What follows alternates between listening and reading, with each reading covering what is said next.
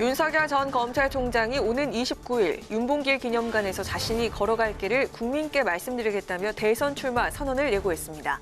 무소속 홍준표 의원은 오늘 국민의힘에 복당했는데 곧바로 대선 행보에 나설 것으로 보입니다. 민주당 대선 경선 일정을 놓고 후보 간 힘겨루기가 계속되고 있습니다. 민주당은 내일 최고위에서 경선 일정을 확정한다는 방침인데 일각에선 당초 일정보다 조금 늦춘 9월 말 10월 초 경선을 치르자는 절충안도 내놓고 있습니다. 국회 대정부질문 마지막 날 교육, 사회, 문화 분야에서 김부겸 국무총리는 수술실 CCTV 설치와 관련해 환자의 프라이버시가 있고 의료진도 완강히 거부하고 있기 때문에 정부로선 신중할 수밖에 없다고 말했습니다. 대기자의 시선으로 분석해보는 정가 동향, 모교 정치클럽 기자 대기자. 오늘은 29일 대선 출마 선언을 앞둔 윤석열 전 총장과 야권 주자들 움직임, 그리고 경선 연기를 놓고 갈등이 최고조에 달한 여당 상황을 짚어봅니다.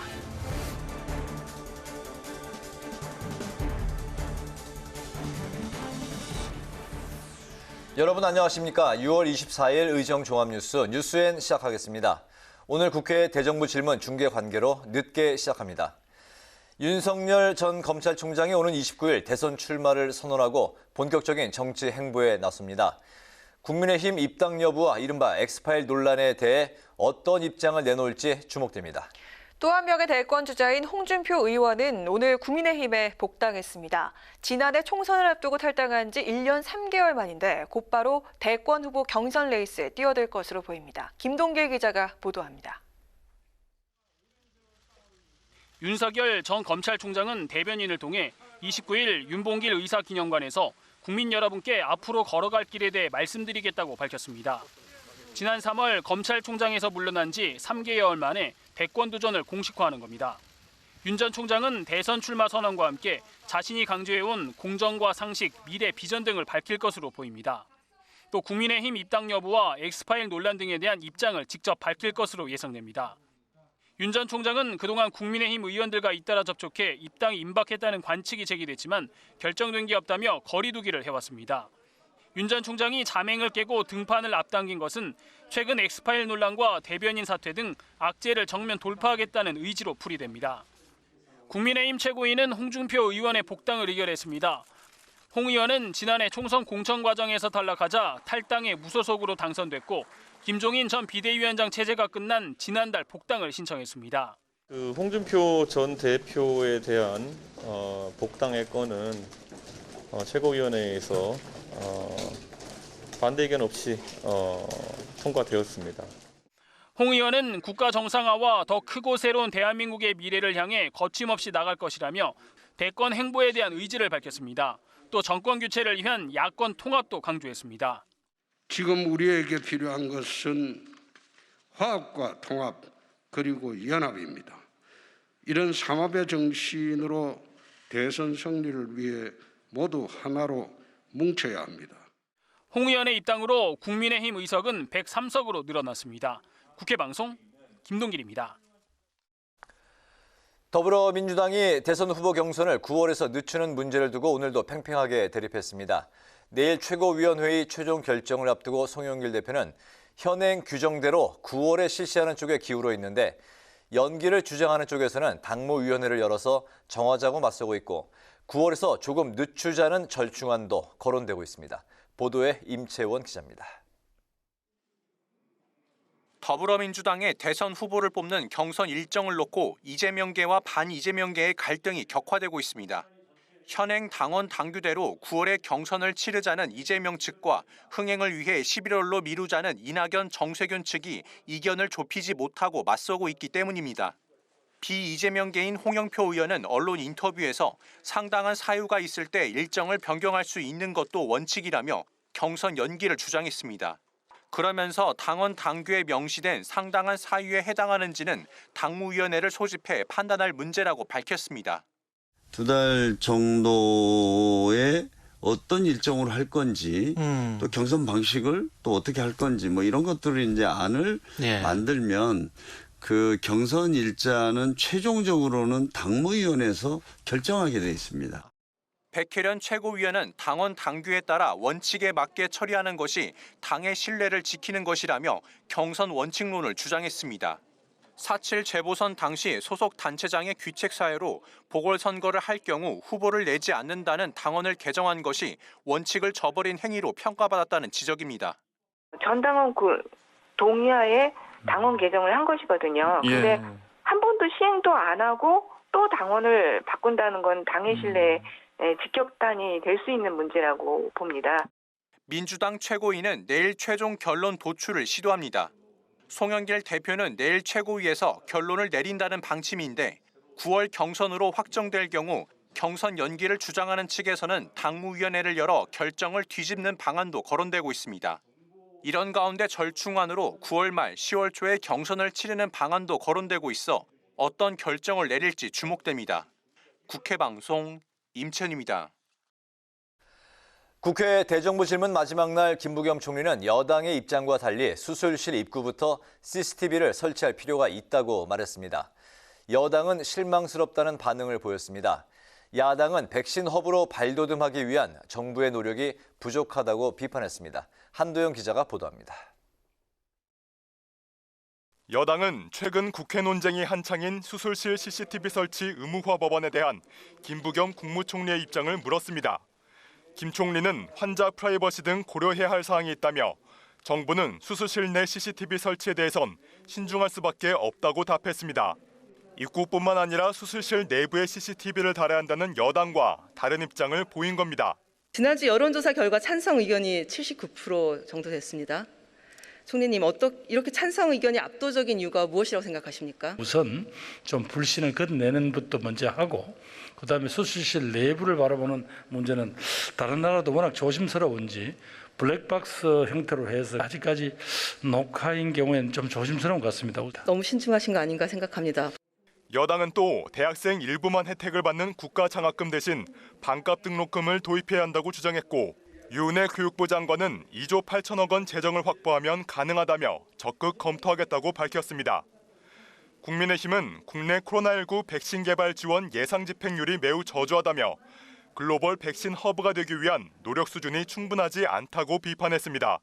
궁극적으로 백신에서 완전히 독립하기 위해서는 이 백신 허브로 가지 않으면 안 된다. 그래서 우리 국산 백신을 개발하는 것 동시에 전 세계를 구제할 수 있는 정도의 백신을 우리가 만들어야 된다라는 그런 각오와 결단을 한미 백신 파트너십 같은 이런 중요 계기를 결코 놓치지 않겠습니다. 야당은 또 비대면 수업 지속으로 늘어난 교육 격차, 기초학력 미달 문제 등에 대한 교육부의 대응 계획을 물었고 유 장관은 시도 교육감과 개별 맞춤형 지원 등 구체적인 방안을 모색해 조만간 발표하겠다고 밝혔습니다. 이 밖에 김 총리는 김범석 쿠팡 전 의장이 중대재해 책임 회피를 위해 사퇴한 게 아니냐는 의혹과 관련해선 직접적인 관계가 없는 것으로 보고받았다고 밝혔습니다. 국회방송 한두영입니다. 오늘 국회 과학기술정보방송통신위원회 전체 회의에서 방송통신심의위원회 여당목 추천위원이 확정됐습니다. 이에 국민의힘이 반발하면서 반쪽짜리 회의가 진행됐습니다. ICT 업계에 관심이 큰 구글 갑질 방지 법안은 안건 조정위로 회부됐습니다. 김세정 기자의 보도입니다. 5기 방송통신심의위원회 여당 몫으로 윤성욱 경기대 미디어 영상학과 교수를 추천하는 안건이 과방위에서 민주당 단독으로 의결됐습니다. 국민의힘 의원들은 일방적인 처리라고 항의하며 퇴장했습니다. 민주당 측에서 여당목 추천 인사를 오늘 추천위원으로 의결을 강행하려고 하고 있습니다. 방심위가 설립된 이후에 처음 있는 일입니다. 어떻게 늘 한 번도 경험하지 못한 일들이 이렇게 많이 벌어지는지 모르겠습니다. 국민의힘은 청와대가 정현주 전 KBS 사장을 방심위원장에 내정했다는 얘기가 있다며 부적절한 인사라고 문제 삼으면서 추천위원 명단을 공개하라고 압박했습니다. 민주당은 야당의 과도한 요구라고 맞섰습니다. 야당의 추천 인사는 청와대와 민주당의 인사가 공개되어야만 추천할 수 있는 겁니까? 그건 말이 안 되는 얘기고요. 자, 그래서 우리가 추천한 부분에 대해서 먼저 의결해서 보내고 국민의힘도 바로 이제 추천을 해주시면 되지 않겠습니까? 민주당은 방심위 구성이 5개월째 지연되고 있어 중요한 방송심의 업무들이 중단된 만큼 정부 여당 목 위원만이라도 추천해 6월 말까진 방심위를 출범시키겠다는 입장입니다. 여야 이견이 첨예해 조정이 필요한 구글 갑질 방지 법안은 안건 조정위로 회부됐고 내일까지 위원회 구성을 완료할 계획입니다. 민주당은 독과점 방지를 위해 법안을 통과시켜야 한다고 주장하지만 국민의힘은 시장에 맡기는 것이 합리적이라며 법으로 강제해선 안 된다는 입장입니다. 이른바 구글 갑질 방지 법안은 구글 등 앱마켓 사업자가 자사 결제 시스템 이용을 강제하지 못하게 하는 내용입니다. 환노위에서는 직장 내 괴롭힘 의혹과 관련해 사망 사건이 발생한 네이버에 대한 특별 근로감독 문제가 쟁점이 됐습니다. 여야 의원들은 같은 고용 창출 우수 기업인 카카오나 넷마블과 달리 네이버만 5년 동안 근로감독을 받지 않은 것은 특혜라며 근로감독을 연장하라고 압박했습니다. 근로기준법상에는 직장 내 괴롭힘 알고도 알면은 절차 따라서 조치하도록 돼 있는 거 아닙니까? 그죠? 네. 예? 그러면 이 최고 묵사란 이거 문제 제기했는데 묵사란 최고경영진 조사하셨나요? 지금 내일이 근로감독 끝나는 날 아니에요, 그죠? 한 2주 정도 더 연장을 해야 될 것으로 생각합니다. 다음 달부터 50인 미만 기업에도 주 52시간 근무제를 도입하는 것을 두고 계도 기간이 더 필요하다는 의견도 나왔습니다. 업종별로 업무량이 다른데 준비 기간 없이 제도를 강행하면 기업과 경제에 부담이 간다는 겁니다. 일거리가 있는 초과 근로 수요가 있는 기업을 대상으로 해보니까 같은 조사에서 지금 50% 넘는 기업이 지금 준비가 안 돼 있다고 지금 답변을 하는 겁니다. 안경덕 고용노동부 장관은 계도 기간을 통해 이미 제도적 보완이 이뤄졌다며 별도 계도 기간을 두는데 부정적인 입장을 밝혔습니다. 국회방송 김세정입니다. 국회의장 직속 자문기구 국회 국민통합위원회가 사회 갈등의 원인과 해법을 진단하는 토론회를 열었습니다. 국민통합의 해결책으로는 개헌을 통한 연합정치의 필요성이 제기됐습니다. 강민지 기자입니다. 전문가들은 한국 사회의 문제점으로 산업화와 민주화 이후 다원화된 갈등을 수용하지 못한 점을 꼽았습니다. 이로 인해 사회 분열이 심각하지만 국민 통합을 위한 정치권의 노력이 부족하다고 지적했습니다. 성격차 지수는 전 세계 거의 꼴등 수준으로 성격차가 심하고 가장 심각한 저출산 숫자는 그거를 같이 본다면 우리의 삶의 지표가 얼마나 우려할 만한 수준에 있는지 알 수가 있습니다. 공적 시스템의 결여가 공동체에 대한 불신, 각자 도생, 갈등 격화로 이어진다는 것입니다. 정치권이 체계적인 정책 수립보단 인기 영합주의에 기댄 땜질식 처방만 반복하고 있다고 꼬집은 겁니다. 바탕엔 승자 독식 체제와 낡은 진영 대립이 있다며 개헌을 통한 권력 분권화와 연정 체제 구축이 필요하다고 강조했습니다. 또 적절한 개헌 시기로는 이번 대선을 꼽았습니다.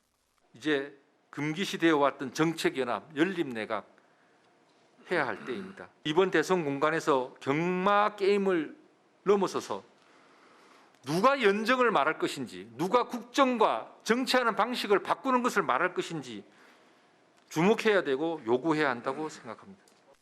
이와 함께 국민들의 다양한 요구를 수용하기 위한 공론장의 필요성도 제시했습니다. 무조건적인 혜택이나 해결책을 주기보단 직접 목소리를 낼 수 있는 공간이 필요하다는 겁니다. 국민들의 직접 참여 욕구를 우리의 정치 제도가 받아주지 못하기 때문에 생기는 것이라고 저는 그렇게 보고 싶습니다. 우리 국민들은 국가의 비전을 설계할 때 참여하기를 희망합니다. 지금이 그 적기입니다. 현재 국회에는 공공정책에 대한 공론화 실시 여부와 국가공론위원회 설치 근거를 담은 갈등관리기본법이 계류된 상태인데 전문가들은 이 법의 조속한 통과가 절실하다고 강조했습니다. 국회 국민통합위원회는 제시된 의견들을 수렴해 오는 11월 통합위 차원의 입법과제를 도출할 예정입니다. 국회방송 강민지입니다. 더불어민주당 송영길 대표가 우리 군의 전시작전 통제권 회수를 위해 제도적, 정책적 과제를 적극 뒷받침하겠다고 밝혔습니다. 송 대표는 오늘 열린 국가안보전문가 자문회의에서 세계 6위의 군사 강국인 우리나라에게 자주 국방은 선택이 아니라 필수라며 이같이 말했습니다. 송 대표는 또 나라를 지키기 위해 희생한 국가유공자의 예우를 강화하고 사병 월급을 내년 최저임금의 50%까지 올리기 위해 노력하겠다고 약속했습니다. 더불어민주당은 국민의힘이 시간 끌기를 하면서 국민권익위원회의 부동산 전수조사에 적극 응하지 않고 있다고 비판했습니다. 윤호중 원내대표는 오늘 열린 정책조정회의에서 국민의힘 상당수 의원들이 직계 좀비 속에 개인정보 동의서를 내지 않았다고 지적하고 차라리 전수조사를 받기 싫다고 솔직히 말하라며 이같이 밝혔습니다. 이와 관련해 국민의힘 이준석 대표는 조사를 회피할 의도가 전혀 없다며 내일까지 국민권익위에 당 소속 의원들의 개인정보 동의서를 제출하겠다고 말했습니다. 국민의힘은 5차 재난지원금 지급을 위해 35조 원 규모의 추경안 편성이 추진되는 데 대해서 미래에 대한 고민이 없는 모렴치라고 비판했습니다. 김기현 원내대표는 오늘 최고위원회의에서 국민에게 현금을 나눠주는 것은 무능한 정권이 택할 수 있는 가장 손쉬운 정치 행위라며 이같이 밝혔습니다. 김 대표는 또 주거 문제 해결을 위해 여야가 함께 부동산 대책 특위를 구성해 주택 공급부터 대출, 세금 문제까지 총체적으로 점검하고 대안을 마련하자고 주장했습니다. 국민의힘 이준석 대표가 내일 경남 진해 봉하마을을 찾아 고 노무현 전 대통령의 묘역을 참배합니다. 이 대표는 노무현 전 대통령이 남긴 통합 정신을 기리고 묘역 참배 후에는 권양숙 여사도 만날 예정입니다. 이 대표의 이번 봉하마을 방문은 두 차례 호남 방문에 이은 것으로 당 지지 기반 확대를 위한 행보로 풀이됩니다.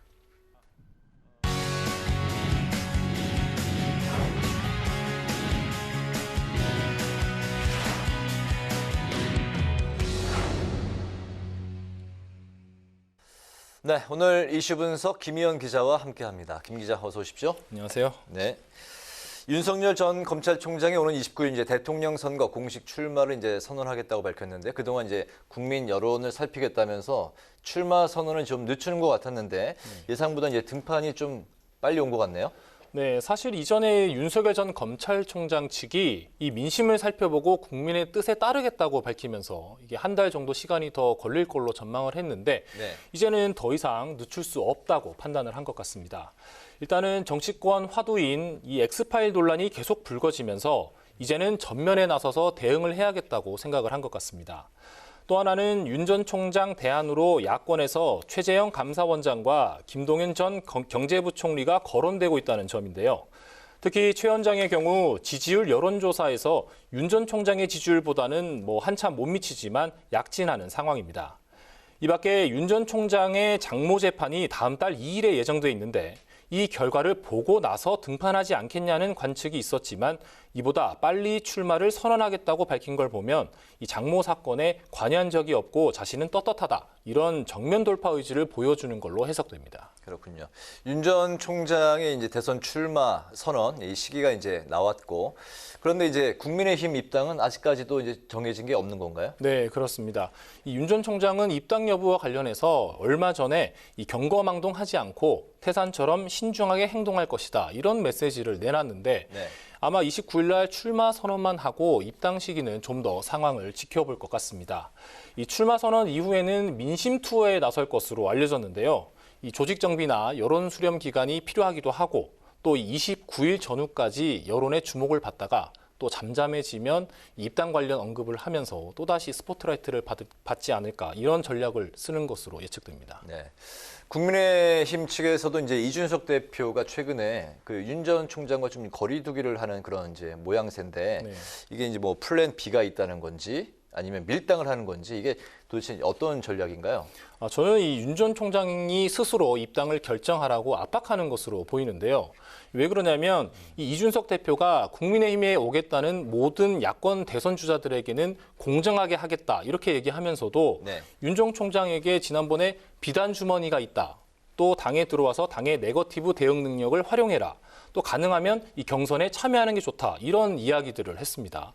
또 얼마 전에는 이 윤 전 총장 입당과 관련해서 갈등으로 보이는 건 피하고 싶다. 이렇게 밝히기도 했거든요. 그런데 이렇게 거리두기를 하는 건 윤 전 총장이 입당하지도 않았는데 국민의힘이 섣불리 나서기는 어렵다는 겁니다. 이 대표는 윤 전 총장이 당원도 아닌데 협력을 했다가 나중에 입당하지 않으면 얼마나 우스워지느냐 이렇게 말했는데요. 근데 이걸 반대로 뒤집어서 해석을 해보면 입당을 하면 도와줄 수 있다는 거다. 이렇기 때문에 아마도 이 대표가 윤 전 총장의 입당을 압박하는 것으로 풀이가 됩니다. 거기에 또 마침 이제 유승민 전 의원이 이번 주 여론조사에서 이제 두 자릿수로 올라서면서 이제 여권 후보 2위까지 또 이제 올라갔어요. 아무튼 여러 가지 이제 그 윤 전 총장 입장에서는 압박을 좀 느낄 수도 있는 그런 상황일 것 같습니다. 어쨌든 그 윤 전 총장의 출마 소식에 더불어민주당은 윤석열 그 엑스파일을 비롯해서 검증에 나서겠다고 지금 이런 입장이죠? 네, 그렇습니다. 이 민주당은 윤 전 총장의 장모 의혹을 비롯해서 이 강도 높은 검증이 필요하다고 주장했는데요. 이 박주민 의원은 정책조정회의에서 대선 후보에 대한 검증은 가별 수가 없다며 윤 전 총장은 정치 공격으로 치부하지 말고 겸허하게 검증을 받아들여야 한다고 주장했습니다. 특히 이명박 박근혜 전 대통령을 예로 들면서 BBK 사태와 비선 실세 의혹이 제대로 검증되지 않은 채 대통령이 됐고 이후 수사와 재판으로 사실이 드러나 한 명은 탄핵됐다고 말했습니다. 그러면서 이런 일이 반복되지 않으려면 철저한 대선 후보 검증이 있어야 한다고 덧붙였습니다.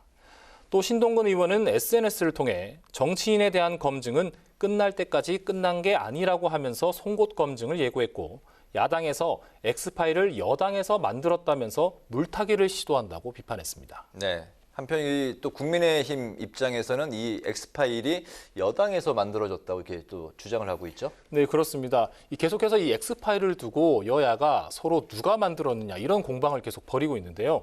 이준석 대표는 이 민주당 송영길 대표가 인터뷰에서 야권 인사가 엑스파일을 정리했을 것이라고 추측한 건 매우 부적절하고 상식선에서 의혹을 제기해야 한다고 비판했습니다. 또 조수진 최고위원은 민주당 송 대표가 엑스파일을 언급하면서 차곡차곡 준비하고 있다고 말했던 만큼 작성 경위와 내용을 밝히고 공개 검증을 거쳐야 한다고 주장했습니다. 현재 이 공수처와 검찰 등 수사기관에 이 엑스파일과 관련한 고발이 접수되면서 실제 수사로 이어질지는 지켜봐야 하는 상황인데요. 정미경 최고위원은 송 대표가 수사를 받게 되니까 엑스파일이 없다면서 야당이 갖고 있을 것이다. 혹은 홍준표 의원이 제일 잘 알고 있을 것이라고 주장하면서 야당 내부 분란을 일으키는 전략을 펴고 있다고 비판했습니다. 네. 근데 이제 지금 윤석열 엑스파일의 이제 여러 버전이 이제 뭐 떠돌기만 하고 있고 정작 누가 만들었는지 또 그 실제 내용은 뭔지 실체는 지금 밝혀진 거는 뭐 전혀 없는 상황인 거죠? 네, 그렇습니다. 이 친여 성향의 유튜버가 이 6쪽 분량의 파일을 만든 것도 있고 또 이 장성철 공감과 논쟁 정책센터 소장이 언급한 10쪽 분량의 2가지 버전도 있습니다. 그 이 엑스파일에 윤 전 총장의 출생부터 활동 내역 또 갖가지 의혹들이 담겨 있다고 하는데요. 그런데 이런 내용들이 가짜 뉴스인지 아니면 뭐 사실에 기반한 의혹들인지 또 누가 언제 만들었는지 이 모든 게 불분명한 상황인데요. 아마 윤 전 총장 입장에서는 이 실체가 나오면 뭔가 차라리 해명을 하거나 대응이라도 할 텐데 말만 무성하게 떠돌다 보니까 이 이미지만 훼손되고 정말 해명을 해야 되나 말아야 되나 이 고민이 깊어지는 것 같은데요. 이 오는 29일 날 대권 출마를 선언하면서 이때 엑스파일을 언급할지 지켜봐야 할 것 같습니다. 네. 이번에 그 여당 상황 한번 살펴보겠습니다. 이제 경선 일정 논란이 이제 좀처럼 가라앉지 않고 있는데 그 내일인가요? 네, 그렇습니다. 내일 결정을 하겠다고 했는데 최고위원회의에서 이게 결론이 날 것 같습니까? 지금 이 민주당 대선 후보 등록 절차도 미뤄지면서 차질을 빚고 있는데 사실상 이번 주는 내일이 마지막이잖아요. 그래서 내일까지는 이제 논란을 마무리 지어야 하는데 그런데 이게 참 상황이 결론을 내리기가 쉽지 않은 상황입니다. 민주당 최고위원은 모두 7명인데 이 중 김주영 의원은 부동산 전수조사에서 명의신탁 의혹으로 현재 탈당계를 제출한 상태라서 최고위원에서 제외하고요. 강병원, 김영배, 전해숙 최고위원은 경선 연기에 찬성을, 김용민, 백혜련, 이동학 최고위원은 반대를 주장하면서 팽팽한 상황입니다. 사실상 송영길 대표의 결단의 문제로 보이는데 송 대표가 그동안 원칙을 강조해왔던 만큼 9월 경선으로 확정짓지 않겠냐 이런 관측이 나오고 있습니다. 3대3 상황에서 이제 캐스팅 보트 역할이 이제 당대표에게 달려 있는 것 같은데 경선 연기를 주장하는 쪽이 만약에 이제 현재 분위기대로 만약에 뭐 그 일정대로 그냥 간다고 하면 반발이 좀 상당히 심할 것 같죠? 네, 거센 반발이 예상되는데요. 이 최고위에서 결정할 권한이 없고 당무위에서 결정할 사안이다. 이렇게 주장할 가능성이 커 보입니다. 민주당 특별당규 제21조에 보면 대통령 후보 선출을 위한 선거일은 선관위 심의를 거쳐 당무위 의결로 정한다고 규정하고 있기 때문인데요. 실제 이낙연 전 대표와 정세균 전 국무총리 측은 별도의 당무위 소집 요구도 검토하고 있는 것으로 알려졌습니다. 이 당무위 의결로 가게 되면 대권 주자 9명 중 6명이 일정 연기에 찬성하다 보니 세력 대결에서 우위를 차지할 수 있을 거란 판단이 깔린 것으로 보이는데요. 그래서 이 민주당 대선 경선 일정 논란은 일단 내일 최고위 결과를 지켜보고 그 이후에 향후 반발까지도 지켜봐야 할 것 같습니다. 알겠습니다. 오늘 이슈 분석은 윤석열 29일 대선 출마 선언, 윤석열 엑스파일 논란, 그리고 민주당 경선 일정 갈등까지 살펴봤습니다. 김현 기자 수고했습니다.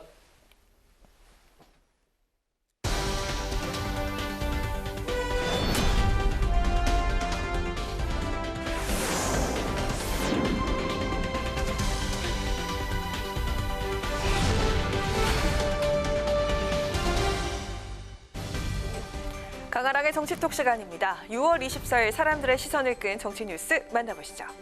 자, 오늘의 첫 번째 정치톡은 또 불공정 여풍입니다. 지난 21일 청와대 청년비서관으로 임명된 박성민 전 더불어민주당 최고위원을 놓고 논란이 계속되고 있습니다.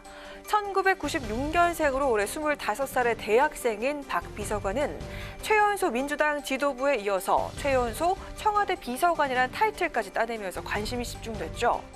그런데 청와대가 야심차게 꺼내는 이 발탁 카드가 정치권 일각과 2030 청년 세대에서 또 한 번 불공정 논란이 일고 있습니다.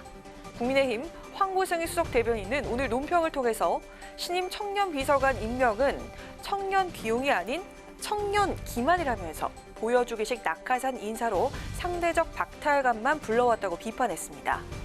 공부의 신으로 유명한 강성태 씨도 이 점을 꼬집었습니다.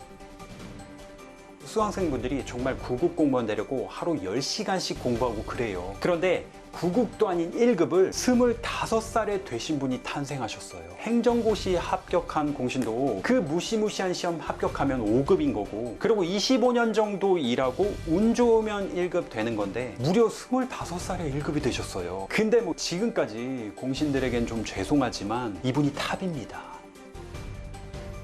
한편 청와대와 여당은 박 비서관이 누구 찬스가 아니라 실력으로 검증된 인물이란 점을 부각하고 있습니다.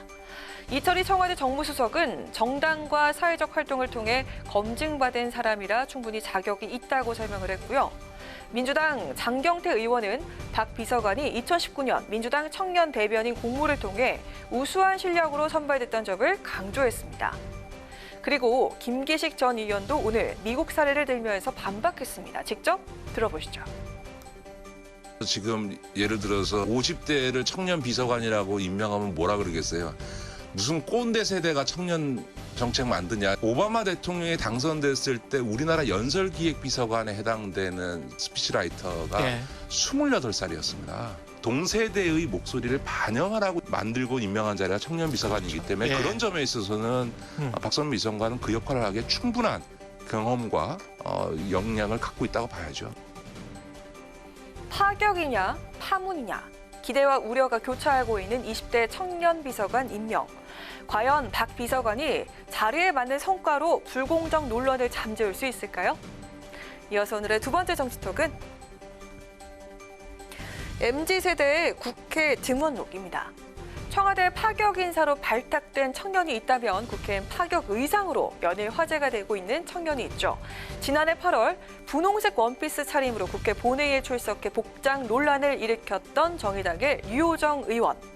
그 이후에도 기성 정치인들과 다른 독특한 드레스 코드를 선보이면서 국회 등원에 눈길을 끌었습니다. 특히 지난 16일엔 타투어법 제정을 촉구하는 기자회견을 하면서 보라색 드레스 차림과 다양한 문양의 보라색 타투로 퍼포먼스를 선보이면서 언론의 집중 조명을 받기도 했습니다. 어젠 이렇게 정의당의 상징인 노란색 라운드 티에 또 멜빵 청바지를 입고 국회 대정부 질문의 모습을 드러낸 데 이어서 오늘은 이 노란색 원피스 차림으로 국회 환노위에서 법률안 제안 설명에 나선 모습이 포착이 됐습니다. 사실상 21대 국회에서 복장으로 언론에 계속 노출되고 있는 유일한 인물입니다.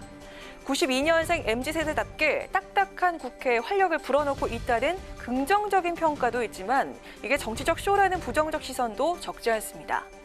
이와 관련해서 유 의원은 최근 페이스북을 통해 누군가는 제게 그런 거 하라고 국회의원이 있는 게 아닐 텐데라고 훈계하지만 이런 거 하라고 국회의원이 있는 게 맞다. 사회 문화적 편견에 억눌린 시민의 목소리를 대변하는 스피커가 국회의원 유호정의 역할이라고 강조하기도 했습니다.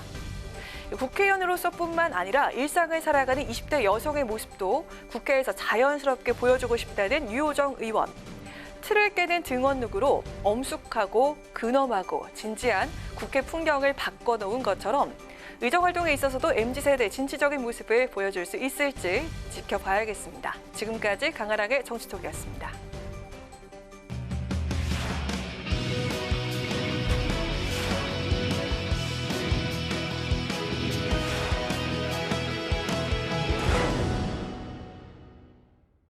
네, 정치권 동향을 대기자의 시선으로 짚어보는 목요 정치클럽 기자 대기자 시간입니다. 오늘도 성한용 한겨레 신문 선임 기자 최병묵 전 TV조선 해설위원과 함께하겠습니다. 두 분 어서 오십시오. 네, 어서 오세요. 안녕하세요. 네, 오늘의 첫 번째 토크 주제로 들어가 보겠습니다. 오늘 먼저 성 기자께서 발제해 오셨죠? 예, 내년 3월 9일 대통령 선거를 향해서 움직임이 시작된 것 같습니다. 일단 야권에서 윤석열 전 검찰총장이 29일 대선 출마 선언하기로 했고요. 홍준표 의원이 오늘 국민의힘에 복당을 하고 또 29일 날 국민 보고 대회를 한다고 합니다. 야권 대선 주자들 얘기를 해봐야 될 것 같습니다. 네, 알겠습니다. 방금 말씀하신 대로 윤석열 전 총장이 오늘 29일 윤봉길 의사 기념관에서 향후 정치 행보와 관련된 입장을 발표하겠다고 했는데 바로 이게 이제 대선 출마 선언. 당일에 또 이제 그 홍준표 의원이 오늘 이제 복당을 하면서 29일에 또 마찬가지로 대선 출마 선언을 하겠다고 이제 했는데요. 어쨌든 그 윤 전 총장의 행보 6.29 선언이 이루어진 29일에 그리고 윤봉길 의사 기념관에서 이제 출마 선언을 하겠다고 했는데 이 날짜와 장소에 상당히 의미를 이제 부여한 것으로 보입니다. 어떻게 보십니까? 그런 것 같습니다. 일단 독립운동 또 같은 파평윤 씨 또 충청권 이런 여러 가지 복합적인 의미를 가지고 있는 것 같아요. 6.29를 일부러 맞췄는지는 확인이 되지는 않습니다. 이제 과거에 노태우 정부에서 노태우 대통령이 전두환 정부에서 이제 6.29 선언을 해서 대통령 직선제를 받아들이는 거 정면 돌파 이런 정신 추정은 할 수 있는데 윤 총장한테 아마 당일날 기자들이 좀 물어봐야 될 것 같아요. 그 1사1인 해서 지금 기자들한테 오늘 밤 12시까지 취재 신청을 해달라고 했습니다. 그래서 아마 기자들이 이제 그런 여러 가지 좀 물어보게 될 것 같습니다. 네. 그렇죠. 아마 가만히 좀 됐을 거라고 봐요. 6.29가 이제 대통령 간선제에서 직선제로 가는 전환점이 된 거는 틀림없으니까. 그 당시만 해도 사실 그게 어마어마한 기사였거든요.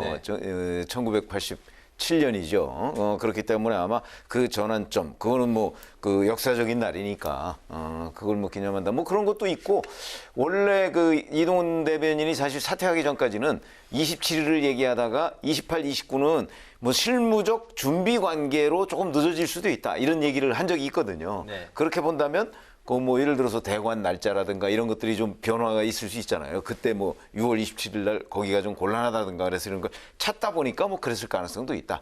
이렇게 봐서. 그러나 하여튼 6월 29일 날 하기로 했으니까 그게 또 마침 6.29 기념일이고 이런저런 것들이 아마 영향을 미치긴 했을 것이다.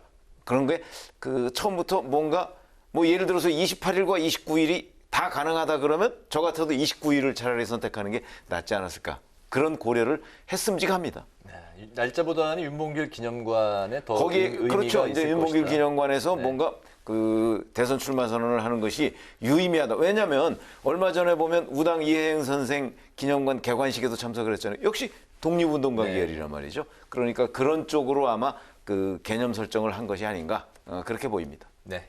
네, 본격 등판을 앞두고 터져나온 엑스파일이라는 산을 윤 전 총장이 과연 어떻게 넘어갈지 위기 관리 능력이 첫 시험대에 올랐다는 평이 있는데요.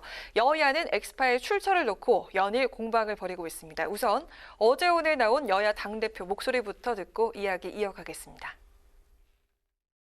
아니 엑스파일 없어요. 저는 그런 건 없고 제가 나름대로 검증 자료를 쌓고 있다 이런 말씀을 드린 거고요. 검증 자료?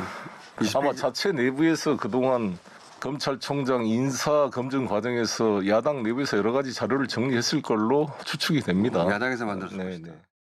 그 야권 인사가 엑스파일을 정리했을 것이라는 취지의 추측은 매우 부적절한 것으로 드러났습니다. 국민들이 바라보고 있습니다. 정치적으로 민감한 사안에 대해 상대 당이나 상대 세력을 지목할 때는 최소한 육하 원칙에 맞게 의혹을 제기할 수 있어야 합니다. 네, 엑스파일 논란이 이제 불거진 이후부터 각종 설들이 이제 분분한 상황인데요. 두 분은 이번 엑스파일 논란 어떻게 이제 바라보고 계신지, 그리고 국민의힘 입당 문제 포함해서 윤 전 총장의 행보와 대응 앞으로 이제 어떻게 될 것이라고 전망을 하시는지 들어보겠습니다. 먼저 최병묵 위원. 네, 아마 그 이제 파일 내용을 지금 사실은 뭐 본인이 입수해서 보고 있다. 그게 뭐 오늘 아침 한겨레 신문에 나왔던데, 그렇게 된다면 여러 버전을 입수했다는 거 아닙니까? 그러면은 사실은 그 문제에 대해서 제일 잘 할 수 있는 사람은 윤 전 총장 본인입니다. 네. 본인이 뭐 이런 거 저런 거 했고 의혹을 받고 있다는 것이니까, 약간 이제 본인이 내용을 봤으니까 거기에 대해서 그 6월 29일 날 아마 기자들의 집중적인 질문이 있을 것으로 보이는데, 거기에 대해서 뭐 이건 뭐 공작이다, 뭐 또는 뭐 어떻다, 뭐 이런 식의 얘기를 하겠죠. 그런데 이제 저희는 그 내용을 그냥 뭐 목차 정도, 저희는 여러 버전 중에 하나 정도 본 거밖에 없거든요.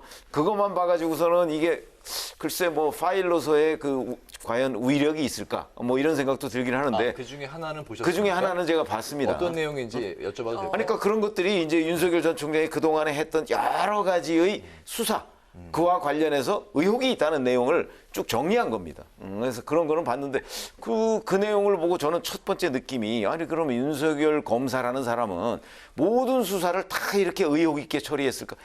너무나 가지수가 많아요. 네. 그런 이제 의심은 가는데, 그렇다고 해서 저희 입장에서는, 기자 입장에서는 이게 맞다 틀리다 얘기를 할 수가 없거든요. 그거는 뭐 살펴봐야 되는 내용 아닙니까? 그래서 아마 그때는 이제 윤석열 전 총장이 전체적으로, 지금까지는 종합적으로는 거리 끌 것이 없다는 입장이니까 아마 부인하고 있겠지만, 하나 둘씩 만약에 내용이 나왔을 때 그거에 대한 개별적인 대응은 또 별개다, 이렇게 생각을 합니다. SNS 등에서 돌고 있는 내용 말고 뭐 좀 새로운 게 있었나요? 그 파일 안에? 지금 현재 SNS에서 가장 많이 돌고 있는 것이 제가 본 거고요. 네. 그다음에 그거 외에 뭐 부인이나 장모 관련한 파일은 별도로 돌아다니고 있고요. 그것까지는 제가 못 봤고, 근데 이제 장성철 소장 같은 경우는 자기가 본 거와 그건 다르다고 또 주장하고 있으니까, 네. 뭐 그거는 비교를 해봐야죠. 나중에 나왔을 때. 네네, 알겠습니다. 이건 이제 뭐 여권의 공작이다 이렇게 주장하는 건 설득력이 없고요. 이 장성철 소장이 이제 김무성 의원 보좌관을 했던 분이고, 과거에 이제 박근혜 대선 후보 캠프에서 일을 하던 그런 사람이죠. 그래서 그분이 이건 무슨 사찰이나 공작은 아닌 것 같다. 자기도 이제 문서를 자세히 보고 그렇게 얘기를 한 겁니다. 이분 어쨌든 그쪽에 그 상당히 좀 그 전문성이 있는, 정치판에서 오랫동안 이런 일을 했던 사람이에요. 그래서 이분이 그렇게 얘기를 했기 때문에 이걸 공작으로 해석하는 거는 일단 좀 말이 안 되는 것 같고요. 하여튼 국민의힘하고 윤석열 총장, 이 야권 안에서 좀 정리를 앞으로 해줄 필요가 있다 생각이 좀 들고요. 이 건 때문에 이제 이런 지점이 있습니다. 그 국민의힘의 대외협력위원장을 권영세 의원이 맡고 있는데, 어떻게 생각하냐고 그랬더니, 원래 윤석열 전 총장은 제3지대에서 좀 몸집을 좀 키울 생각이 있었는데, 아마 이 사안 때문에 국민의힘 입당 시기가 좀 빨라질 수도 있겠다. 역시 이런 의혹을 밖에서 혼자 대처하기 쉽지 않기 때문에. 네, 조직적인 대응을. 그렇습니다. 예, 국민의힘을 좀 빌릴 수밖에 없을 것이다. 이제 이런 얘기를 하고요. 근데 또 이제 김종인 전 비대위원장 같은 경우에는 오늘 어디 방송에 나와가지고 윤석열 전 총장은 당분간 국민의힘에 입당 안 할 거다. 또 그게 서로를 위해서 좋다, 또 이렇게 얘기를 했어요. 정반대로. 그래서 네. 뭐 언제 입당할지 이 부분에 대해서 뭐 잘 예측이 되지 않습니다. 네, 사실 과거에도 대선 국면 때마다 유력 주자들을 겨냥한 엑스파일 문건이 나누면서 이게 검증이냐, 네거티브냐 논란이 됐었는데요. 이번에도 가족에 대한 검증도 중요하다는 주장이 또 있고요. 결혼 전 사생활까지 거론되는 건 좀 부적절하다, 이런 이야기가 나오고 있는데, 후보 가족에 대한 검증, 사생활에 대한 검증 불가피하다고 보십니까? 피해갈 수는 없을 겁니다. 이게 뭐 이제 흑색 선전을 하면 흑색 선전을 제기하는 쪽이 거꾸로 당하게 돼 있어요. 이게 원래 그런 겁니다.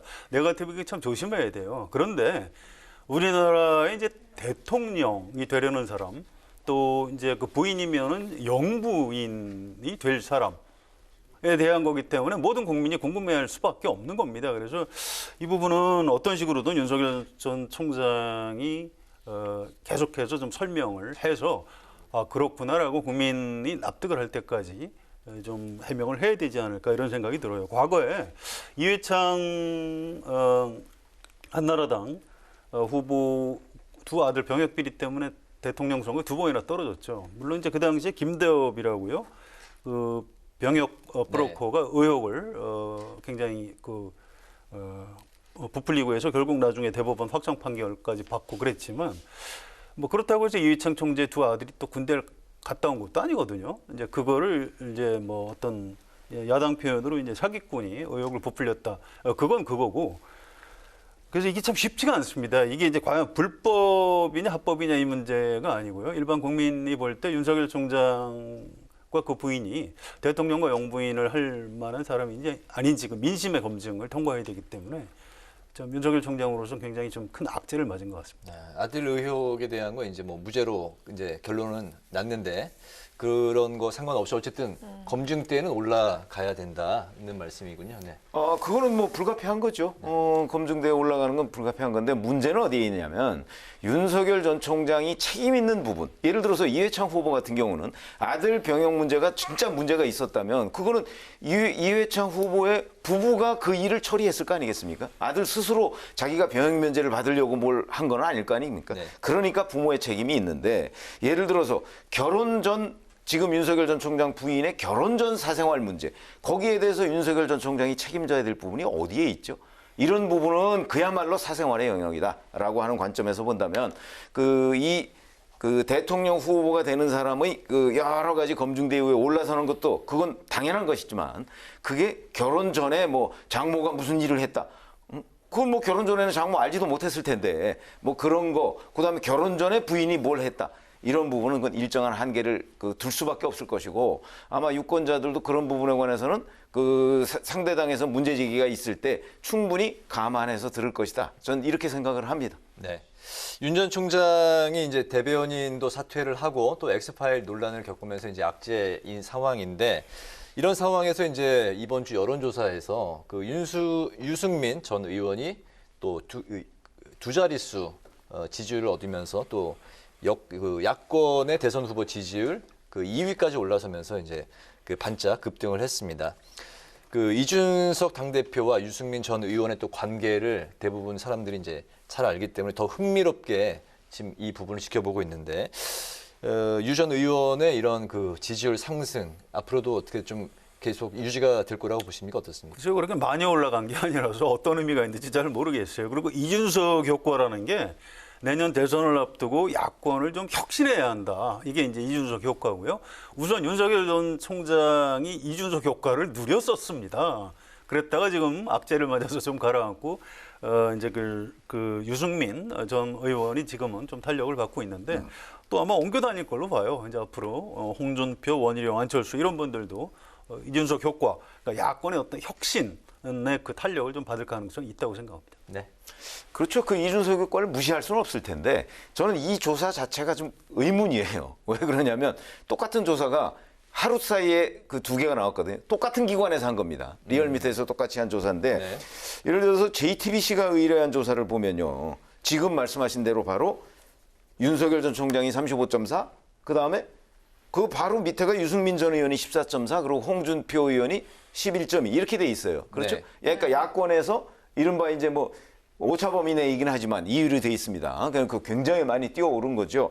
그런데 이게 6월 19일, 20일 조사한 건데 21일, 22일 조사한 오마이뉴스 의뢰로 조사한 리얼미터 조사를 보면 여기에서는 물론 이건 여야 통틀어서 한 겁니다. 네. 그런데 유승민 전 의원이 야권에서도 6위를 보였어요. 야권에서도 6번째란 말이죠. 이런데 3.0%밖에 안 나왔어요. 이렇게 보면 저기에 보면 유승민 의원이 3.0%잖아요. 8위인데요, 8위. 네. 아니 그러니까 전체적으로 8위, 네. 야권에서 6위 네. 이렇게 된단 말이죠. 야권에서는 6위. 이렇게 되는 걸 보면 이 두 조사가 이해가 되나요? 10%나 이렇게 그러니까 이렇게 차이로. 네. 이게 잘 이해가 안 돼. 더군다나 똑같은 여론조사 기관에서 한 건데라는 관점에서 뭐 본다면 여론조사 방식에 따라서 좀 뭐 방식이나 질문이나 뭐 이런 거에 따라서 저 오차가 있는 것 아니냐 이런 생각이 들고 감안하더라도 너무 격차가 크다는 그렇죠. 거죠. 그래서 이제 이 조사 자체에 대한 좀 의문이 있고 네. 어찌 됐든 간에 아마 유승민 전 의원은 이준석 효과를 일부는 누린 거는 사실일 것이다. 여기까지만 말씀드리겠습니다. 네, 알겠습니다. 오늘 그 국민의힘 최고위에서 복당이 이제 의결된 홍준표 의원인데 지난 대선에서 어쨌든 뭐 상당 표를 또 얻었던 그런 분위기 때문에 이번에 그 복당에 이제 의미를 부여하는 분들이 또 계신데 돌아온 홍준표 의원, 야권 대선판에 뭐 어느 정도 영향을 줄 수 있을지 어떻게 보십니까? 상당히 영향을 줄 겁니다. 오늘 기자들하고 이제 문답도 아주 길게 했는데요. 정치를 굉장히 오래 한 사람이에요. 그렇게 간단하게 물러설 사람 아니고요. 기자들이 이렇게 물어봤어요. 대선 후보 경선은 지난번 서울시장 때처럼 민심 100% 여론조사로 해야 되는 건 아닙니까? 그랬더니 약간 화를 냈어요. 아니, 그건 아프리카에서도 그렇게 안 한다. 그럼 대통령 선거를 뭐하러 하냐? 여론조사로 하지 막 그러면서 이 당원들의 이제 당심을 반영해야 한다 이런 취지로 얘기를 했어요. 그래서 사실은 벌써부터 이렇게 삿바 싸움에 들어간 겁니다. 또 윤석열 전 총장 이런 엑스파일에 대해서도 굉장히 공격적으로 얘기를 했어요. 나 평생 사찰당했지만 나는 아무 걱정하지 않고 편하게 살았다. 이미 그 윤석열 전 총장 견제에 들어간 겁니다. 그래서 네. 내부적으로 야권에서 이 윤석열 전 총장을 이기기 위해서 여러 사람의 도전이 시작됐는데 그 중에서도 지난 대선에 2등을 한 홍준표 의원의 공격이 아마 만만치 않을 걸로 예상이 됩니다. 아, 그렇게 보시는군요. 네. 아니 결국은 저는 그 정권 교체를 바라는 국민의힘 지지자들의 선택에 달려 있다 이렇게 봅니다. 지금 말씀하신 대로 저도 홍준표 의원의 그 지금 국민의힘 복당은요, 국민의힘으로서는 별로 그렇게 호재가 아니다 이렇게 생각을 합니다. 왜냐하면 잘 아시지만 홍준표 의원이 좀 그 뭐 여러 가지 굉장히 비판적인 얘기들을 서슴없이 당내외를 가리지 않고 하거든요. 그런 점에서 본다면 윤석열 전 총장과 상당한 정도로 이미지가 겹쳐요. 그러니까 아마 굉장히 강력한 그 당내에서 견제에 들어갈 가능성이 있어요. 현재는 당 밖에 있지 않습니까? 윤석열 전 총장이. 네. 그래서 그런 견제에 들어갈 경우에 국민의힘 전체적으로 보면 이익보다는 손해가 많을 것이다. 저는 이렇게 생각하고요. 어찌됐든 간에 그런 입장에 나온다고 할지라도 국민의힘 지지자들은 정권 교체를 바랄 것이기 때문에 그런 홍준표 의원의 그 어떤 그 태도에 대해서 뭔가 평가를 하지 않겠습니까? 그에 따라서 뭐 윤석열, 홍준표 뭐 두 사람 간의 지지율이나 뭐 당내 의견이나 이런 것들이 판가름이 나겠죠. 네. 네, 등판 여부가 주목되는 또 다른 인물들이 있죠. 최재형 감사원장과 김동연 전 경제부총리인데요. 이 두 사람 행보는 어떻게 전망을 하십니까? 글쎄 뭐 최재형 감사원장 주변에서는 뭐 7월 달에 이제 등판을 할 것이다. 그런데 거기도 뭐 국민의힘에 금방 입당할 것 같지는 않고 뭐 신당 얘기도 일부 하는 사람이 있고 뭐 이런 여러 가지 지금 갈래가 있습니다. 그게 이제 최종적으로 어떻게 결론이 날지 모르겠고 김동연 전 경제부총리는 뭐 배식 봉사도 하고 그러면서 그 상당히 이제 몸풀기를 시도하고 있는데 지금 대선 8개월 남짓 남았습니다. 지금부터 서서히 몸을 풀고 뭔가 명확하지 않은 태도를 보이면 글쎄요 실기할 가능성이 저는 오히려 더 많다 이렇게 봅니다. 네. 최재형 감사원장은 판사 출신이에요. 그래서 법조인들 얘기가 판사 출신들은 마지막 선고일까지 속내를 비치지 않는다고 합니다. 도대체 이게 유죄인지 무죄인지 원고 승소인지 원고 패소인지 모른다고 그래요. 그 약간 그 뭐라 그럴까요? 포커페이스에 가깝다는 거죠. 판사들의 특징이랍니다. 그래서 네. 지금 실제로 최재형 원장이 대선 출마 여부를 결심을 안 한 것 같다고 그래요. 그러니까 끝까지 그거를 알 수도 없다는 거고요. 주변 사람들 말 믿지 말라고 합니다. 다만 저는 이분이 그 평생 판사를 하다가 감사원장을 하고 갑자기 대통령을 한다는 게 아무리 생각을 해도 좀 비상식적이거든요. 그래서 그런 상식에 따른 판단을 하지 않을까 이렇게 예측하고요. 김동연 전 부총리는 지금 도대체 무슨 말을 하는 건지 잘 모르겠어요. 경제부총리까지 하신 분이 뭐 정치를 한다는 것도 아니고 안 한다는 것도 아니고 여당으로 간다는 것도 아니고 야당으로 간다는 것도 아니고 무슨 연예인 뭐 몸값 올리기 하는 것 같기도 하고 좀 뭔가 이상해요. 이건 국민에 대한 태도는 아니라고 올바른 처신이 전 아니라고 비판적으로 말씀드리고 싶습니다. 네. 네, 이제 속도를 좀 높여서 가보겠습니다. 다음 이슈 최 의원께서 발제해 오셨죠? 네, 지금 민주당 잘 아시다시피 대선 후보 경선을 연기하느냐 마느냐 이걸 가지고 뭐 논란이 커지고 있습니다. 내일 최고위원회의를 열어서 결정을 하겠다. 일단 이렇게 얘기는 해놨는데 그게 어떻게 될 것인지 이걸 한번 얘기를 해보기로 하겠습니다. 네. 경선 연기를 둘러싼 민주당이 이제 그 내용을 겪고 있는데요. 내일 최고위에서 이제 최종 결정을 한다고 했는데 현재 양측의 찬반이 팽팽하고 결국에 이제 당 대표의 의사가 중요하게 결정을 할 것 같은데요. 송영길 대표는 주자들의 동의가 없으면 변경이 어렵다는 입장을 이제 고수하고 있는데 그렇다면 현행대로 갈 것인지 아니면 절충안이 또 있는 것인지 두 분 어떻게 바라보고 계십니까? 그렇죠. 사실은 그 주자들의 동의 중요하죠. 대선에서 같이 경선에서 같이 뛸 사람들이니까. 그런데 현재 주자들은 뭐 6대 3 정도로 이제 경선 연기가 6, 뭐 3 정도가 예정대로, 뭐 물론 이제 3에 이재명 경기도지사가 있습니다. 그러다 보니까 송영길 대표의 입장은 경선을 예정대로 하는 것이 맞다 이런 입장이지만 또 뭐 의원들의 반발이 워낙 거세거든요. 그래서 결정을 계속 미루고 해서 내일까지 왔는데 제가 보기에는 내일 최고위원회에서 만약에 뭐 진짜 표결로 간다든가 하면은 경선은 예정대로 갈 가능성이 많아요. 그러나 그럴 경우에 후폭풍이 만만치 않을 거거든요. 그렇기 때문에 지금 이 순간에도 이 주자들 간에 저는 의견을 접근시키기 위한 노력이 활발하게 이루어지고 있는 것 아닌가 이렇게 짐작을 하고 있습니다. 네. 일단 두 가지 변수가 있는데요. 하나는 송영길 대표 본인이 경선 연기를 찬성하지 않습니다. 그래서 최고위원들 의견은 관계없이 이럴 때 결정하라고 대표가 있기 때문에 경선 연기하지 않을 것 같고요. 또 한 가지는 당내 여론입니다. 애초에는 아니 이재명 지사가 좀 연기를 해주는 게 어떠냐 이런 의견들이 많았는데 지금 경선 연기하자는 분들이 이낙연, 정세균, 또 뭐 이광재 의원 이런 분들이거든요. 근데 전직 당 대표하고 국무총리를 지낸 이 당의 어르신급들인데 이런 분들이 지금 하면 좀 불리할 것 같으니까 자꾸 미루자고 하는 것 아니냐. 너무 없어 보인다. 이런 여론이 민주당 안에 형성이 되면서 경선 연기하자는 쪽이 점점 불리한 이런 상황으로 가고 있는 것 같습니다. 알겠습니다. 그 추미애 전 법무부 장관이 이제 어제 출사표를 던졌는데 출마 선언 당시 유튜브 영상 그 시청자가 10,000명을 이제 넘어서면서 관심이 또 이제 모아졌었습니다. 추 전 장관의 대선 출마 민주당의 득이 될지 아니면 독이 될지 두 분 어떻게 생각하십니까? 뭐 잘 아시지만 지난 1년간 추미애 법무부 장관이 윤석열 검찰총장과 엄청난 갈등을 벌였잖아요. 그 갈등의 와중에서 윤석열 전 총장이 대선 후보까지 이렇게 부상을 했단 말이죠. 그래서 작년 1월 달에 처음 1%가 한국갤럽 조사로 나왔다가 12월 달에 그게 13%까지 올라갔습니다. 저는 거기에 추미애 당시 법무부 장관의 기여가 굉장히 크다고 보고요. 자, 그렇게 본다면 추미애 전 장관을 지금 주로 지지하고 있는 층은 조국 수호를 주장했던 사람들이 많습니다. 그건 뭐 여론조사 결과로 다 나오고 있죠. 이렇게 본다면 결국은 윤석열 전 총장한테는 오히려 득이 되는 등판이 아니겠는가 이렇게 분석합니다. 네. 본선은 그럴 수가 있는데요. 이게 그 민주당에 있는 분들 얘기를 들어보면 예비 경선 통과할 것 같다고 그래요. 추미애 전 장관이. 그래서 본 경선까지 가는 겁니다. 지금 민주당 안에 좀 열성 권리당원들이 많이 계신데 이분들을 이제 추미애 전 장관이 이렇게 여론을 끌어안고 가면서 민주당의 어떤 그 경선에 약간의 활력소로도 작용을 하고 나중에 경선 끝나고 나면 승복을 해야 되는 거 아니겠습니까? 네. 승복을 하는데도 효과가 될 것이다. 당심 수렴에는 도움이 될 것이다. 이렇게 평가를 하고 있습니다. 네, 마지막으로 한 줄 논평 듣겠습니다. 먼저 최 의원님부터 할까요? 네, 지금 추미애 전 법무부 장관 대선 등판 얘기를 했는데 이제 뭐 저는 뭐 당원들로서 권리당원의 지지를 많이 받고 있다. 상당수에 받고 있다는 건 제가 인정을 합니다만은 그래서 제가 한 줄 논평은 그런데 실제는 대선은 국민들이 결정하는 거 아니겠습니까? 그래서 당원 뜻보다 국민 뜻이 중요하다. 이걸 한 줄 논평으로 했습니다. 네.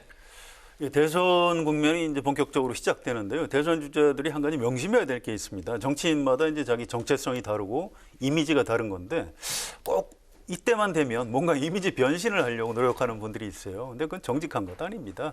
자기 정체성하고 이미지가 이 시대 정신하고 맞으면 대통령이 되는 거고 안 맞으면 안 하면 되는 겁니다. 그래서 제 오늘 한 줄 논평, 정치인은 국민을 속일 수 없다라고 하겠습니다. 네, 두 분 다 국민이 가장 중요하다. 뭐 국민의 뜻을 받들어야 된다. 이런 말씀이신 것 같습니다. 오늘 그 목요 정치 클럽 기자 대 기자에서는 29일 대선 출마 선언을 앞둔 윤석열 전 검찰총장 그리고 야권 주자들의 움직임 그리고 경선 연기를 놓고 갈등이 최고조에 달한 여권의 상황까지 살펴봤습니다. 지금까지 최병묵 전 TV조선 해설위원, 성환용 한겨레 신문 선임 기자와 함께했습니다. 오늘 두 분 말씀 감사합니다. 네, 고맙습니다. 내일도 내륙 곳곳에 벼락을 동반한 소나기 소식이 있습니다. 가방 속에 우산 하나 꼭 챙겨 다니시기 바라겠고요. 후텁지근한 날씨 속에 기온은 오늘과 비슷할 것으로 전망됩니다. 오늘 뉴스에는 여기서 마치겠습니다. 시청해주신 여러분 고맙습니다.